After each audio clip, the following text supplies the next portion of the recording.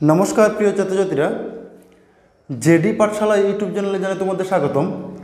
आमी आज এই ভিডিওতে প্রিয় ছাত্রছাত্রীদের জন্য ভারতের সংবিধানের পার্ট 2 অর্থাৎ ভাগ 2 এর আর্টিকেল 5 থেকে 11 নিয়ে আলোচনা করব। অর্থাৎ মানে আর্টিকেল 5 থেকে 11 নিয়ে আলোচনা করব। আর এই আর্টিকেল 5 থেকে 11 পর্যন্ত ভারতীয় সংবিধানের পার্ট 2 তে আছে। তো প্রিয় ছাত্রছাত্রীরা যদি আমার চ্যানেলে নতুন হয়ে থাকো তাহলে প্লিজ আমার চ্যানেলটিকে সাবস্ক্রাইব করে রাখো। আর এই ধরনের ভিডিও পাওয়ার জন্য আর এই ধরনের মানে গুরুত্বপূর্ণ ভিডিও পাওয়ার জন্য এবং তোমাদের বন্ধুদের সাথেও ভিডিওটিকে শেয়ার করবে যাতে তোমাদের বন্ধুরাও এই ধরনের ভিডিও পেতে পারে।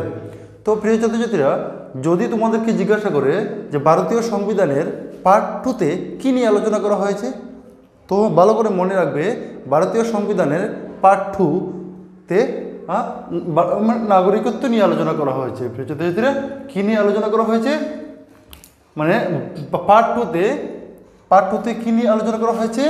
নাগরিকত্ব। ঠিক আছে,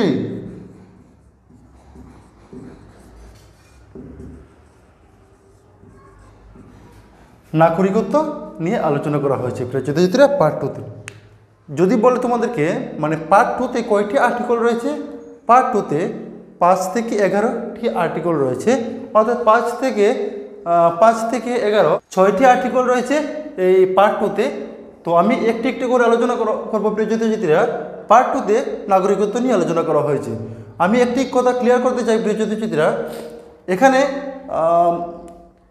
আর্টিকেল 5 থেকে 11 নিয়ে আলোচনা যে করবো এটা ওই সময়ের সিচুয়েশন অনুযায়ী ভারতীয় সংবিধানে ইনক্লুড করা হয়েছিল। ঠিক আছে, আমরা জানি কি ভারতের সংবিধান গৃহীত হয়েছিল 1949 সালের 26শে নভেম্বর। আর সেটা মানে কার্যকরী হয়েছিল, আরম্ভ হয়েছিল, স্টার্ট হয়েছিল সমগ্র ভারতবর্ষে 1950 সালের 26শে জানুয়ারি। তো গ্রহণ তো করা হয়েছিল, গৃহীত তো করা হয়েছিল 1949 সালের 26শে নভেম্বর। তখনই এইগুলা পয়েন্ট অ্যাড করা হয়েছিল। তখনকার সিচুয়েশন, তখনকার মানে পরিস্থিতি অনুযায়ী এই নাগরিকত্ব সম্পর্কে এই আর্টিকেল 5 থেকে 11 পর্যন্ত আলোচনা করা হয়েছিল ভারতীয় সংবিধানের পার্ট 2তে। ঠিক আছে, তো একটি কথা মনে রাখো, আমি একটুকে বলেছি যে সংবিধানটি গৃহীত করা হয়েছিল 1949 সালের 26শে নভেম্বর। তখন এগুলা পয়েন্ট অ্যাড করা হয়েছিল ভারতীয় সংবিধানে। আর বলা হয়েছিল যে যেদিন থেকে সংবিধান লাগু হবে, যেদিন থেকে সংবিধান স্টার্ট হবে, যেদিন থেকে সংবিধান স্টার্ট হবে তখন কারা কারা নাগরিকত্ব পাবে এই পয়েন্টগুলো নিয়ে আলোচনা করা হলো প্রিয় ছাত্রছাত্রীরা। তো বেশি দেরি না করে ভিডিওটিকে শুরু করি প্রিয় ছাত্রছাত্রীরা। আর্টিকেল 5, তো আর্টিকেল 5-এ কী বলা হলো প্রিয় ছাত্রছাত্রীরা, যারা ভারত বা ভারতের ক্ষেত্ররাজ্যসমূহে বসবাস করেছেন বা এখন বসবাস করছে, ঠিক আছে, যার বসবাস ভারতে বা ভারতের ক্ষেত্ররাজ্যসমূহে মানে বসবাস তো ভারতে হতে হবেই, তারপরে যে কোনো একটি মানে পয়েন্ট কোয়ালিফাই করতে পারলেই মানে সংবিধান যেদিন থেকে লাগু হবে এই দিন থেকেই ওই ভারতের নাগরিকত্ব পাবেন বা নাগরিক হবেন। তো যিনি ভারতের রাজ্যক্ষেত্রের সময় জন্মিয়েছে, যিনি ভারতের রাজ্যক্ষেত্রে জন্মিয়েছে, ঠিক আছে, ভারতে বসবাস তো করবেই, করার পরেও এই তিনটে থেকে যে কোনো একটি কোয়ালিফাই করতে হবে। যার জন্ম ভারতের রাজ্যক্ষেত্রের সমূহে জন্মিয়েছে, ঠিক আছে। তারপরে না হয় এটা যার পিতামাতার মধ্যে যে কোনো একজন ভারতের রাজ্যক্ষেত্রে জন্মিয়েছে, হয় যে বসবাস করছে ভারতে তিনি ভারতের যে কোনো রাজ্যে গ্রহণ করলে নাগরিকত্ব হবে, নাগরিক পাবেন। তারপরে না হয় তার পিতামাতার যে কোনো একজনের মধ্যে মানে পিতামাতা থেকে যে কোনো একজন ভারতের যদি মানে ক্ষেত্ররাজ্যসমূহে জন্মিয়ে থাকেন। আরেকটি হলো এই দুইটাই যদি না হয় 3 নম্বরটি দেখো, সংবিধান প্রারম্ভে অর্থাৎ সংবিধান যখন থেকে স্টার্ট করা হবে, আর স্টার্ট হয়েছিল আমরা জানি 1950 সালের 26শে জানুয়ারি তারিখে। তো এখানে বলা হলো সংবিধান প্রারম্ভে যিনি ন্যূনতম 5 বছর ভারতের রাজ্যক্ষেত্রে বসবাস করিয়েছেন, অর্থাৎ সংবিধান প্রারম্ভ হওয়ার আগে যিনি মিনিমাম 5 বছর থেকে বসবাস করিতেছেন, তো তারা নাগরিক পাবেন বা নাগরিকত্ব পাবেন। তো আর্টিকেল 5-এ এই কথাই বলা হয়েছে। তারপরে আসছি আর্টিকেল 6-এ। আর্টিকেল 6 কি বলা হলো প্রিয় ছাত্রছাত্রীরা, পাকিস্তান থেকে যারা ভারতে আসেছেন, ঠিক আছে, পাকিস্তান থেকে যারা ভারতে এসেছেন 19 জুলাই 1948 পরে বা পূর্বে, ঠিক আছে, পাকিস্তান থেকে মানে আর্টিকেল 6 যারা পাকিস্তান থেকে ভারতে আসছেন কবে 1948 সালে 19 জুলাইয়ের পূর্বে হতে পারে বা পরে হতে পারে। কিন্তু একটা কথা প্রিয় ছাত্রছাত্রীরা, পাকিস্তান থেকে যারা ভারতে আসলো 1948 সালের 19 জুলাইয়ের পূর্বে বা পরে যদি কেউ আসে থাকে, তাহলে তারা মিনিমাম 6 মাস ভারতে বসবাস করতে হবে, ঠিক আছে। আর যে দায়িত্বপ্রাপ্ত যে আধিকারিক থাকবে ওনাদের সঙ্গে মানে ওনাদের কাছে রেজিস্ট্রেশন করতে হবে, ঠিক আছে, ওনাদের কাছে রেজিস্ট্রেশন করতে হবে আর মিনিমাম 6 মাস বসবাস করতে হবে যারা মানে পাকিস্তান থেকে যারা ভারতে আসবে, ঠিক আছে। আর আরেকটি কন্ডিশন হলো যে তাদের পিতামাতা বা মানে মাতামহ পিতামহ তাদের যে কোনো একজনের যদি ভারতে জন্মিয়ে থাকে, ঠিক আছে।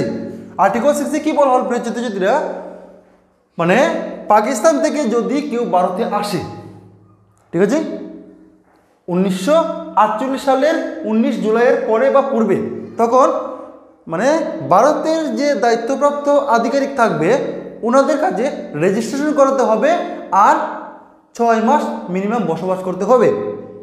আরেকটা কন্ডিশন হলো তাদের যে কোনো একজন পিতা মাতা বা মাতামহ বা পিতামহ মানে তাদের যে কোনো একজনের জন্ম ভারতে হতে হবে, তখন সে ভারতের নাগরিকত্ব পাবেন বা নাগরিক হবেন। তারপরে আর্টিকেল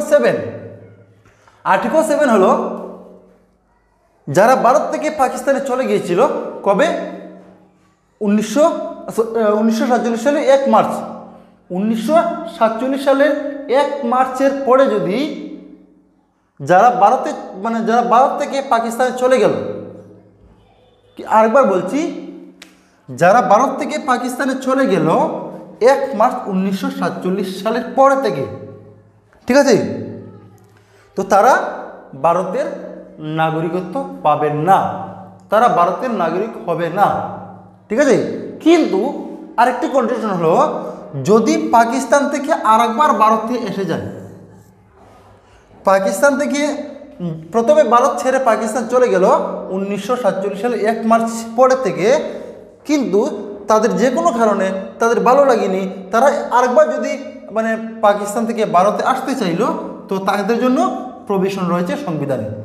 তো তখন কোন কন্ডিশনে কাজ করবে, তখন ওই কন্ডিশনে কাজ করবে যে 1948 সালের 19 জুলাইয়ের পর। তো এই কন্ডিশনটা কী ছিল, 1948 সালের 19 জুলাইয়ের পর থেকে যদি কেউ পাকিস্তান থেকে ভারতে আসে তখন হইব তারাই ভারতীয় আধিকারিকদের কাছে রেজিস্ট্রেশন করতে হবে এবং ন্যূনতম মানে 6 মাস বসবাস করতে হবে এবং তাদের যে কোনো একজন পিতা মাতা মাতামহ পিতামহ যে কোনো একজন ভারতে মানে জন্মগ্রহণ করতে হবে, ঠিক আছে। তারপরে প্রিয় ছাত্রছাত্রীরা দেখো 8 নম্বর হলো সংবিধান প্রারম্ভে বিদেশে যারা সাধারণভাবে বসবাস করিতেছে, অর্থাৎ সংবিধান যখন আরম্ভ হবে স্টার্ট হবে তখন যদি কেউ বিদেশে থেকে থাকে বা সাধারণভাবে বসবাস করে থাকেন তখন তাদের জন্য ভারতের সংবিধান নাগরিকের ব্যবস্থা করে দিয়েছে, তারাও নাগরিকত্ব পাবেন। কিন্তু কন্ডিশনটা হলো ও তাদের পিতামহ মাতামহ যে কোনো একজন ভারতে জন্মগ্রহণ করতে হবে, ঠিক আছে। তারপরে 9 নম্বর আর্টিকেলটি হলো প্রিয় ছাত্রছাত্রীরা, 9 নম্বর আর্টিকেলটি হলো যদি কোনো ব্যক্তি স্বেচ্ছায় কোনো বিদেশি রাষ্ট্রের নাগরিকত্ব অর্জন করে, যদি কোনো ব্যক্তি কোনো বাহিরের রাষ্ট্রের নাগরিকত্ব অর্জন করে থাকে, স্বেচ্ছায় নাগরিকত্ব যদি নিয়ে থাকে তখন আর ভারতের নাগরিকত্ব গণ্য করা হবে না, ঠিক আছে। তারপরে 10 নম্বর আর্টিকেলটি খুব গুরুত্বপূর্ণ, নাগরিকত্ব বজায় থাকবে। এই যে সংবিধানের প্রারম্ভে এই কন্ডিশন অনুযায়ী যত মানুষ নাগরিকত্ব পাবেন তাদের নাগরিকত্বটা বজায় থাকবে, তাদের নাগরিকত্বটা মানে কন্টিনিউ থাকবে। দেশ বিরুদ্ধে যদি কাজ না করি মানে সংসদ কর্তৃক যত আইন প্রণয়ন করা হবে সবগুলো যদি আমি মেনে চলি, সবগুলোকে যদি আমি পালন করি তখন কিন্তু আমাদের নাগরিকত্বটা বজায় থাকবে, কন্টিনিউ থাকবে। আর মানে সংসদকে পাওয়ার দিয়ে গেলো যে সংসদ কোন আইন প্রণয়নের মাধ্যমে কেউ নাগরিকত্ব চিনতে পারে, ঠিক আছে। আর না হলে কন্টিনিউ থাকবে। আর মানে এটা কোনো রিনিউ প্রসেস না যে আরেকবার 5 বছর 10 বছর পরে আরেকবার রিনিউ করতে হবে, এই ধরনের কোনো প্রসেস না, একদম কন্টিনিউ নাগরিকত্ব থাকবে, ঠিক আছে। তারপর দেখো প্রিয় ছাত্রছাত্রীরা, আর্টিকেল 11। আর্টিকেল 11-এ মানে আর্টিকেল 5 থেকে যে 10 পর্যন্ত গেল, এটা শুধু তখনের সময়ে, ঠিক আছে। তখনকার সময়ে তখনকার সিচুয়েশন অনুযায়ী কে কে নাগরিক পাবেন, কে কে নাগরিকত্ব পাবেন, তখনকার সিচুয়েশন অনুযায়ী সংবিধানে এগুলো পয়েন্ট এড করা হয়েছিল। কিন্তু আর্টিকেল 11-এ ভারতীয় সংসদকে ভারতীয় সংবিধান একটি গুরুত্বপূর্ণ পাওয়ার দিয়ে গেল যে নাগরিকত্ব সম্পর্কে আইন প্রণয়ন করার জন্য, ঠিক আছে। মানে সংসদ নাগরিকত্বের বিষয়ে আইন বানাতে পারবে, মানে কে কে নাগরিকত্ব পাবে, মানে এটি নতুনভাবে মানে অর্থাৎ এক কথায় সংসদকে ভারতীয় সংবিধান পাওয়ার দিয়ে গেল যে নতুন করে মানে নাগরিকত্ব সম্পর্কে আইন বানানোর জন্য। তখন মানে প্রথম সংসদ মানে নাগরিকত্ব আইন বানিয়েছিল 1955 সালে। তো আমি অন্য একটি ভিডিওতে যে ভারতের নাগরিকত্ব আইন 1955 এবং তারপরে যেগুলি মানে অ্যামেন্ডমেন্ট করা হয়েছিল 1986, 2003, তারপরে 15, তারপরে আরও মানে আমার অতটা এখন মানে খেয়াল নেই। তো আমি ভারতীয় নাগরিকত্ব আইন নিয়ে আমি পরবর্তী ভিডিওতে আলোচনা করব। তো প্লিজ ছাত্রছাত্রীরা যদি ভিডিওটি ভালো লাগে থাকে তাহলে প্লিজ ভিডিওটিকে লাইক, শেয়ার অ্যান্ড কমেন্ট করো এবং আরও ধরনের ভিডিও পাওয়ার জন্য আমার চ্যানেলটিকে সাবস্ক্রাইব করে রাখো। তাহলে আজকের জন্য বিদায় দাও, টাটা, বাই বাই।